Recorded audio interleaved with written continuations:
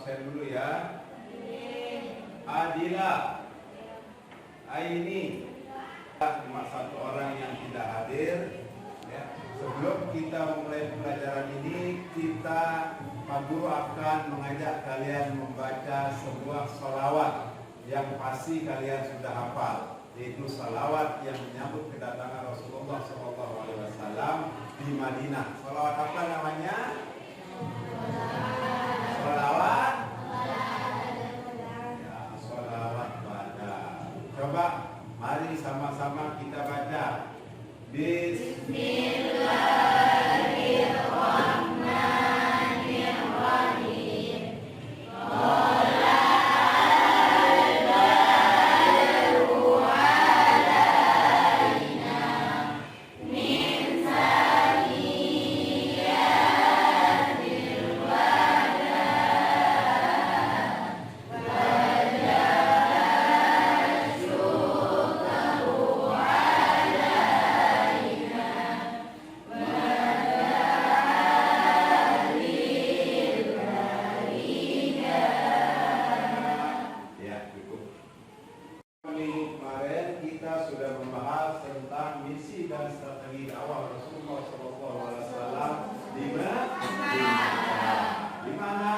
Misi utamanya adalah membangun alat yang mulia, ya, mengembalikan tauhid, ya, menyembah hanya kepada Allah yang esa. Materi kita kali ini adalah tentang misi dan strategi dakwah Rasulullah SAW di Madinah. Tentunya problematika atau permasalahan yang dihadapi berbeda pula. Pada materi sebelumnya, rintangan hambatannya sangat berat. Rasulullah dan umat Islam banyak mendapatkan tantangan, baik berupa penyiksaan fisik dan lain sebagainya. Berbeda halnya dengan penduduk Madinah, di mana penduduk Madinah ini sebelumnya mereka lah yang mengundang, mereka lah yang menginginkan kedatangan Rasulullah SAW. Ada yang tahu tidak?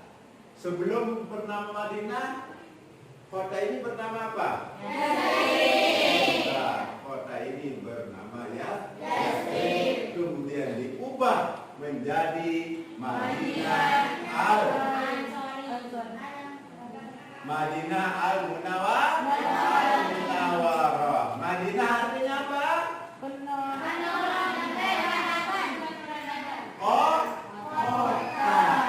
Al-Munawwarah artinya yang bersinar. Kenapa dikatakan kota yang bersinar?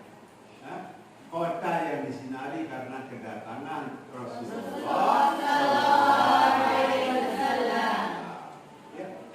Sebelum datangnya Rasulullah, Madinah ini selalu dilanda konflik antar suku, baik suku antar sesama suku Arab atau perang antar suku Arab dengan suku Yahudi yang tinggal di sana.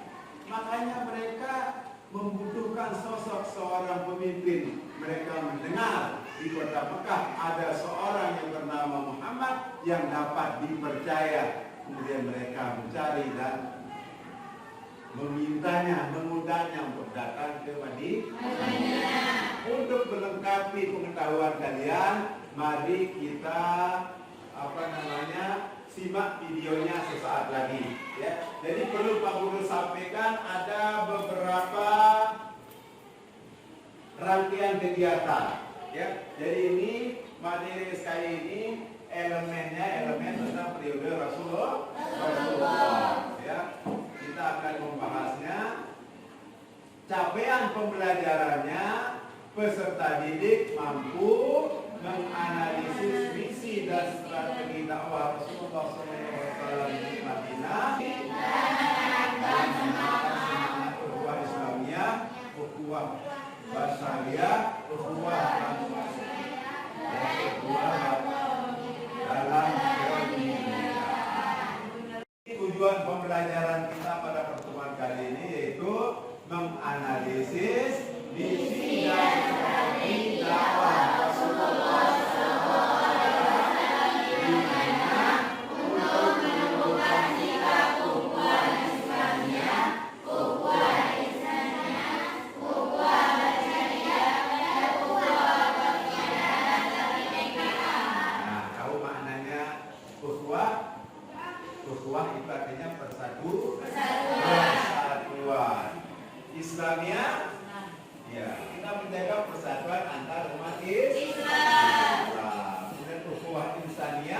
persatuan sesama manusia.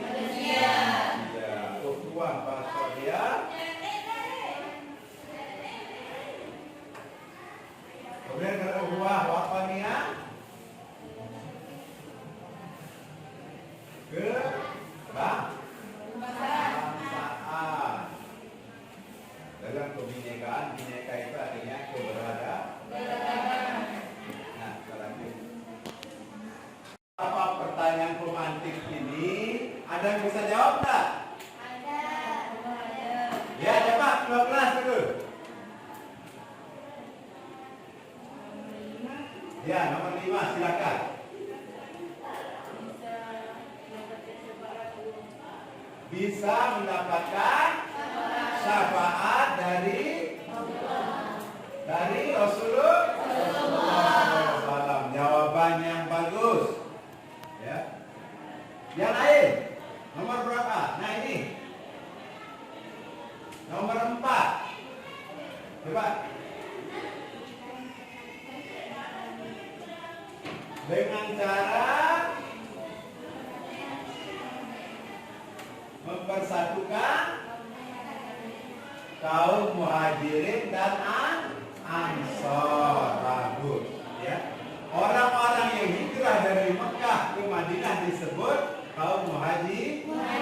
Ya, orang-orang Madinah, penduduk Madinah yang asli yang menerima kedatangan orang Mekah disebut ansor. Sama orang Mekah dan Madinah, cuma disederhanakan muhajirin dan ansor. Siapa lagi yang mau menjawab?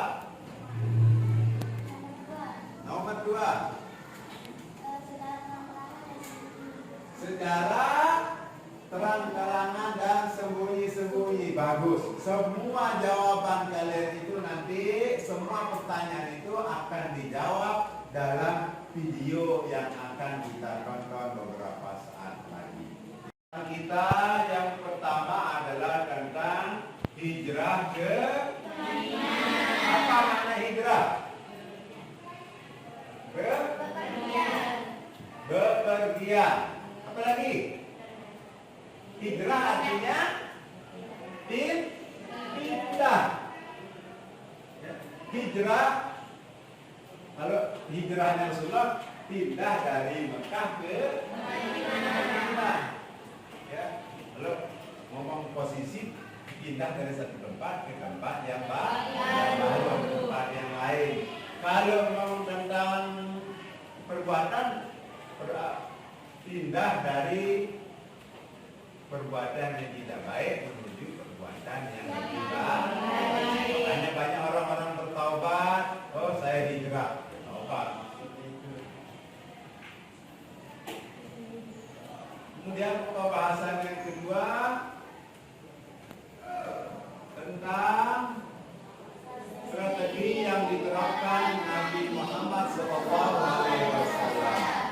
Tadi sudah saya gambarkan, setibanya di Madinah, Rasulullah SAW langsung mendirikan sebuah masjid yang diberi nama Masjid Nabawi.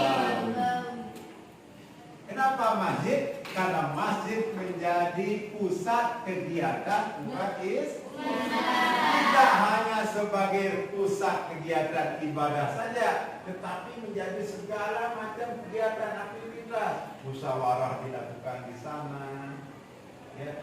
Bisa jadi tempat pengadilan, bisa menjadi tempat pendidikan. Itu fungsi masjid, ya. Setelah mendirikan masjid, Rasulullah mempersatukan muhajirin, mempersatukan penduduk Madinah dengan cara apa? Strateginya mempersaudarakan kaum muhajirin dengan kaum ansor. Di mana kita ketahui kaum muhajirin ini meninggalkan kota Mekah tidak membawa barang. Harta bendanya ditinggalkan di Mekah. Dia tidak punya tempat tinggal di Madinah, maka mereka dipersaudarakan. Ya.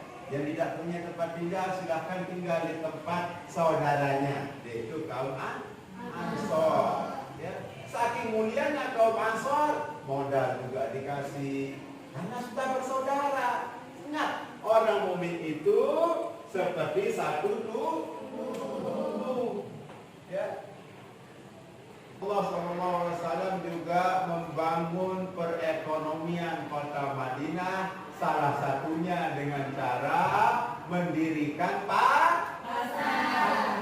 Apa fungsi pasar? Sebagai pusat perdagangan, pusat perekonomian, ya, pusat jual beli, pusat perniagaan. Ya.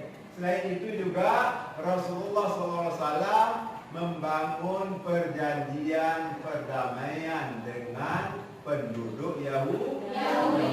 Biar bagaimanapun orang Yahudi itu banyak yang tinggal di kota Madinah.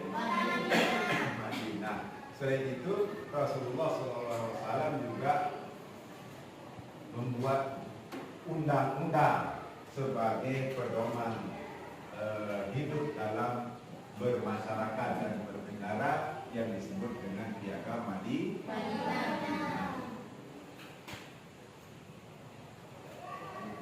Ya, metode dakwah Nabi Muhammad SAW.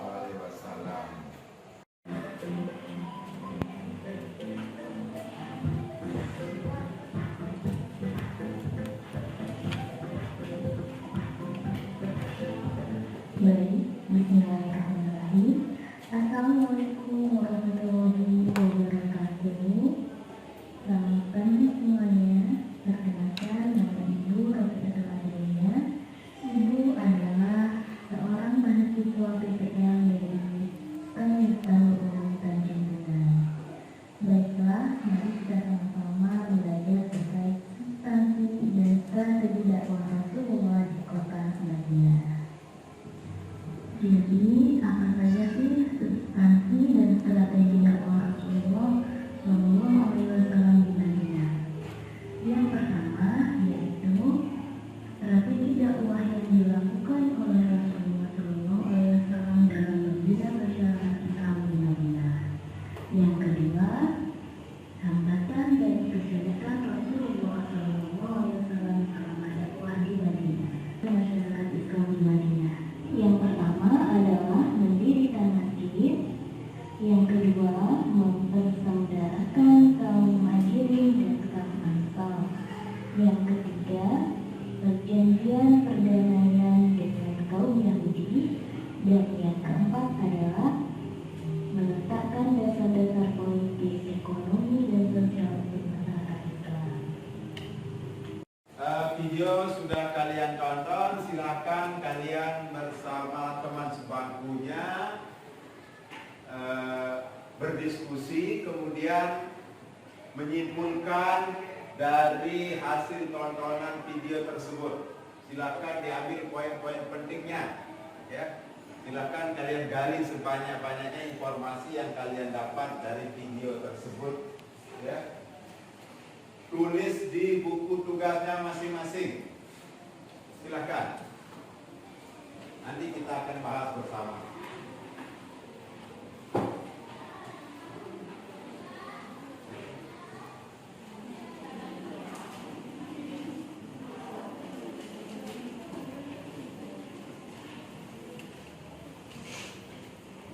Diskusikan.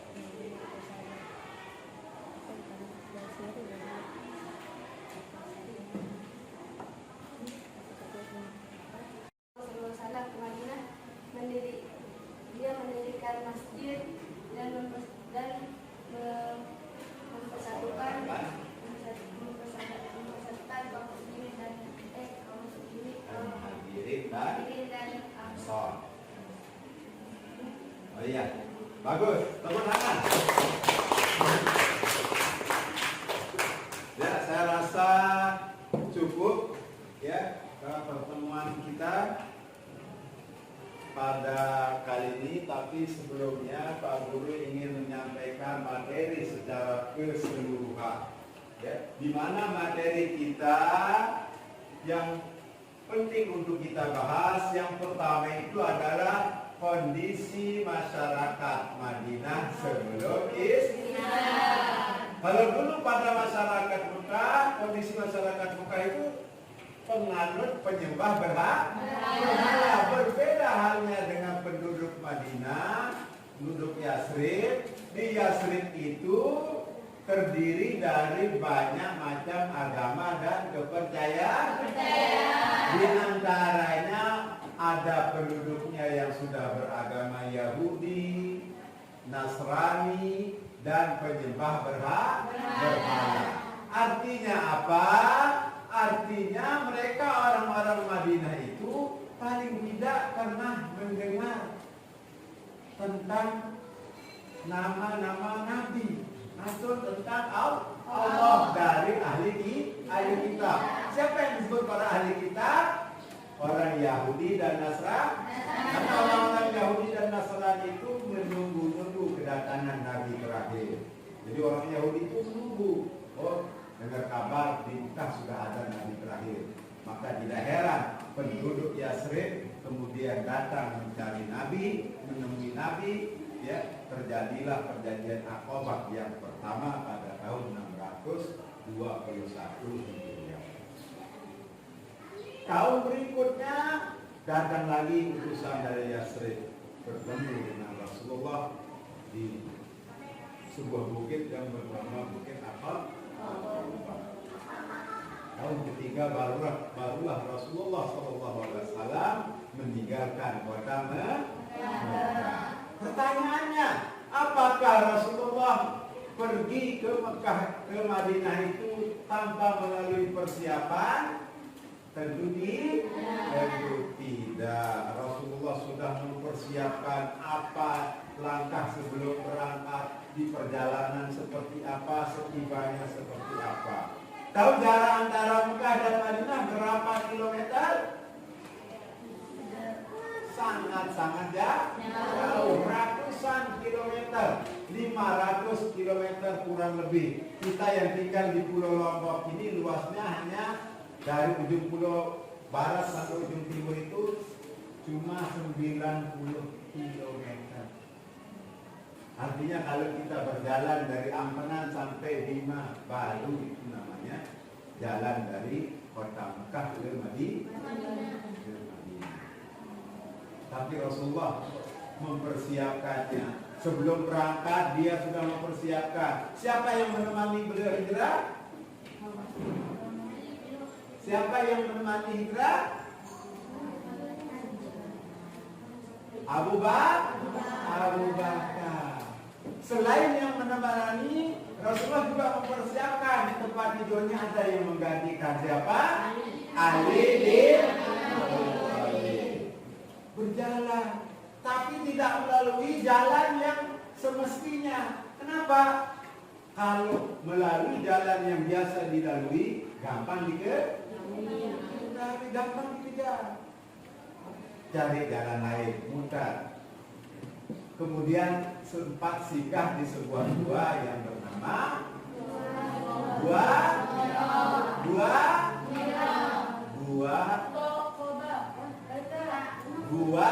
Tur. Kalau Gua Hira itu kan tempat menerima wahyu. Nah, di situ dia sembunyi beberapa malam. Gua Tur. Kemudian barulah dalam perjalanan panjang akhirnya Rasulullah tiba di sebuah kampung namanya, sebuah desa namanya Quba. Kemudian Nabi mendirikan sebuah masjid di situ, baru turun perintah sholat Jumat yang pertama di Masjid Quba.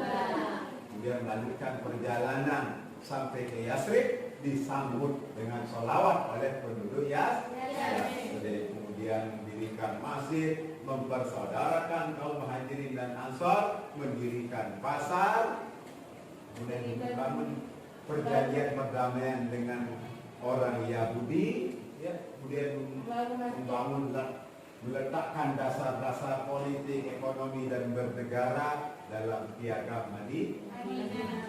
Nah, itu secara singkat. Jadi penduduk Madinah itu secara umum ada dua suku, suku Arab dan suku Yahudi. Suku Arab itu terdiri dari dua suku besar, suku Aus dan Khazraj. Sementara suku Yahudi ada Bani Kainuka, Bani Nadir, Bani Quraizah, ya, Bani Ghatafan. Tapi mereka agak kompak orang Yahudi. Sementara suku Aus dan Khazraj ini selalu bertikai, selalu bertengkar. Makanya mereka yang mengundang. Akhirnya berkat kedatangan Rasulullah, kota tersebut menjadi damai dan maju, ya, menjadi cikal bakal berdirinya negara Madinah.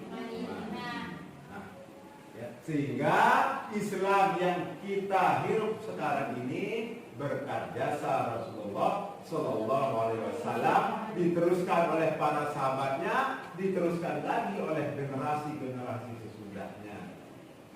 Ya. Makanya kita perlu bersyukur, ya, kita mendapatkan nikmat iman dan Islam. Bagaimana cara membalas kepada Rasulullah? Banyak membaca salawat macam-macam. Ada salawat Ibrahimi, Allahumma sholli ala Muhammad wa ala ali Muhammad kama shallaita ala Ibrahim wa ala ali Ibrahim. Ada salawat yang dilantunkan, dinyanyikan, banyak. Yang apa itu namanya? Sallallahu ala Muhammad, sallallahu alaihi wasallam, sallallahu ala Muhammad, sallallahu alaihi wasallam. Jadi salah satu cara kita membalas jasa Rasulullah adalah membaca sholawat kepada beliau. Manfaatnya apa? Kalau untuk Rasulullah tidak dibacakan sholawat juga tidak apa-apa, karena beliau sudah dijamin masuk surga. Tetapi setiap kita membaca sholawat, satu kali kita membaca Allahumma sholli ala Muhammad, maka para malaikat membacakan sholawat untuk kita 10 kali. Umpama suci bilang Allahumma sholli ala Muhammad, Allahumma sholli ala suci 10 kali, Allahumma sholli ala suci. Siapa yang berselawat? Malaikat. Malaikat adalah makhluk Allah yang tidak punya doa. Artinya apa? Antara dia dengan Allah, doanya insya Allah pasti diterima. Itu salah satu kelebihan membaca sholat. Jadi poin penting pembelajaran kita pada hari ini adalah bagaimana Rasulullah SAW menerapkan suatu strategi, ya, yang bisa kita jadikan contoh dalam kehidupan bermasyarakat. Kita ini terdiri dari banyak suku bangsa di Indonesia ini, ya. Tidak hanya Islam saja, tidak hanya Jawa saja, tetapi banyak suku, ras, agama. Untuk mempersatukan itu kita tidak boleh saling mencaci maki antar Muslim, apalagi, ya, menghina. Di sebelah kita ada tempat ibadah orang lain, tidak boleh kita hina. Mereka juga tidak boleh menghina kita, ya. Kita terapkan lakum dinukum salah Indonesia baldatun thayyibatun wa rabbun ghafur. Sebelum kita menutup pembelajaran pada hari ini, kita tutup dengan sama-sama membaca doa kafaratul majlis.